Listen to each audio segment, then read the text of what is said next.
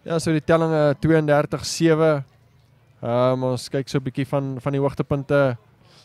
Geraldo Bekes wat met die skopwerk begin het vir Rehoboth Rugby Club van sy eerste pogings wat nie tussen die pale deur was nie. Miguel Bush wat later die skopwerk oorgeneem het en 'n bietjie meer sukses behaal het. Hier is die eerste 3 Tolano Vries wat daar afrond. Goeie afronding vir die eerste 3 daar aan die kant van Rehoboth.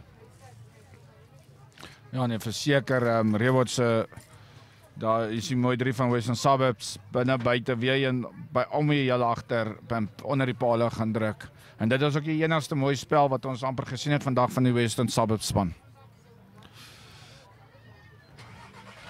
Ja, Ethan Bekes wat daar wys dat hy tevore in sy loopbaan senter gespeel het.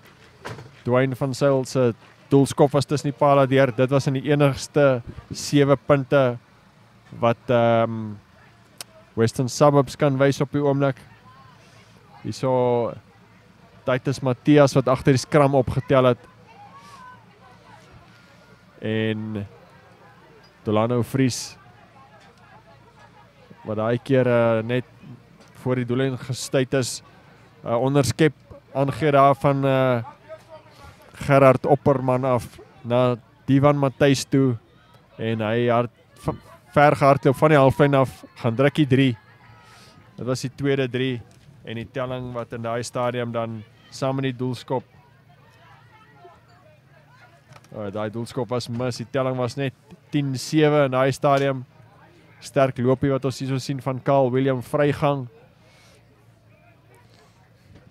Dit was die 3 waar Rehoboth so 4-5 fases die bal ene weer gevat het. Uiteindelik daarna Tolano Vries stamp een man in sy gesig weg en gaan druk die bal in die hoekie. Dit was so na 26 minute en die doelskop wat nie daar was nie van Miguel Bush, een van die min wat hy meer misluk het.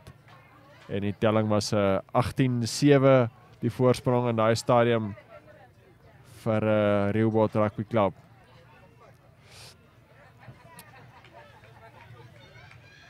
Ja, daar sien ons dan die prentjie soos dit lyk op die oomblik, 32 punte vir Rehoboth. Hulle het reeds 5-3 gedruk, so hulle reeds verseker van 1 bonuspunt. Hulle moet nog 2-3 druk om die maksimum bonuspunte te kry. 6 ligapunte wat jy uit 'n wedstryd uit kan. So hierso sien ons Dwayne van Zyl in beeld met een van die strafskoppe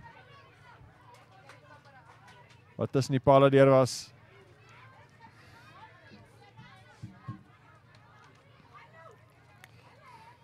Miguel Bush, hy het redelike sukses behaal, die kaptein van Rehoboth, toe hy later die stelskopwerk oorgeneem het by Geraldo Bekes, daai ene het weggespat van die paal af.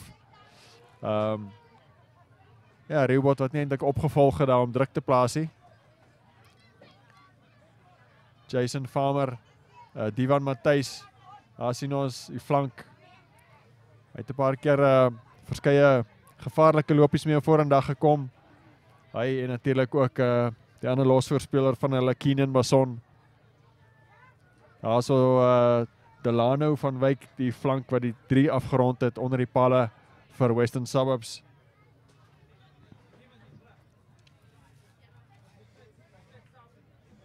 Hulle stelskopper Dwayne van Zyl vandag die wedstryd op nommer 9 begin, later uitgeskuif na sy ander posisie toe heel agter. Dale Kloete wat daar oor geduik het nadat hulle druk geplaas het op 'n lyn staan van Rehoboth. Skop wat ook weer tussen die pale deur was. Goeiedag met die voet vir Dwayne van Zyl.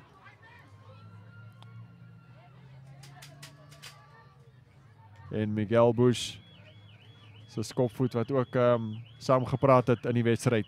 Hierso nou ons waarskynlik die beste 3 van die dag. Manfred Garweb wat sy spoed uitstal daarso. Vlugvoetigheid klop die manne binne buite. En duikslag daar oor die doellyn tot groot vreugde van al sy spanmaats. definitief hulle beste oomblik gewees in die tweede helfte. Ja nee, verseker Andrew.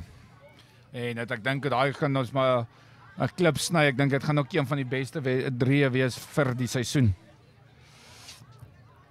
Ja, so ons sê dan eers totsiens van Andrew Poolman en Jurey Botha met daai eindtelling 42 vir die rooi bulle, 28 vir Western Suburbs. 'n genotvolle dag vir die ondersteuners hier van die rooi bulle en van my Andrew Poolman tot 'n volgende keer. Totsiens.